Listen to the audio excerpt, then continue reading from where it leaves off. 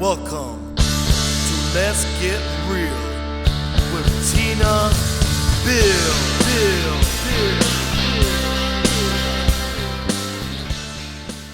Welcome to my podcast. This is Let's Get Real, and I'm Tina Bill.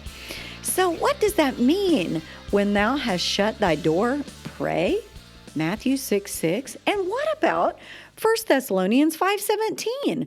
Pray without ceasing. Man, sometimes it can get so confusing about the whole prayer thing. It's like, I've heard someone say you have to pray until you pray through. And then I've heard someone else say, well, you just pray and then you let it go. Because once you've said it, it's done. And then you have to have faith and stand and believe. And you know what? I agree with both of those things. And I'm sure there's other people with other opinions about prayer. So I want to say this to you today. If you're praying about a subject or a specific thing and you feel like God has put that on your heart, don't stop praying. Every day, you lift that person up or you pray about that subject. And then sometimes those things may change. The situation may change. I know I prayed for a loved one to be healed and God healed them, but He took them to heaven to do that.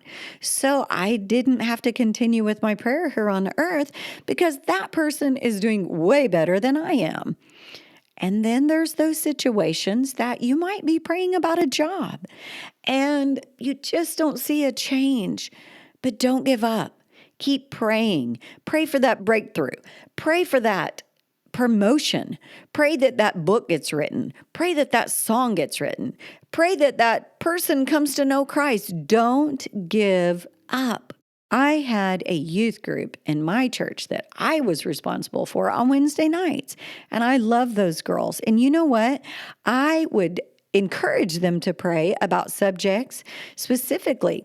I had them write down a Bible verse, and under that verse, list the prayers that they were praying about. And I encourage you to do that. Get you a prayer journal.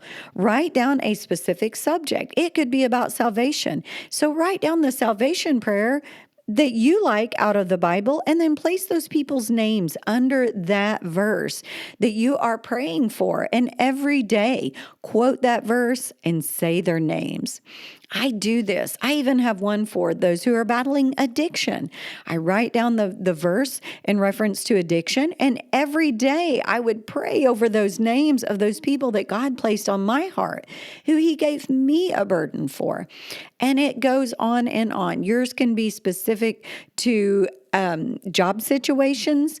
It can be specific for healing. It can be specific for just your family.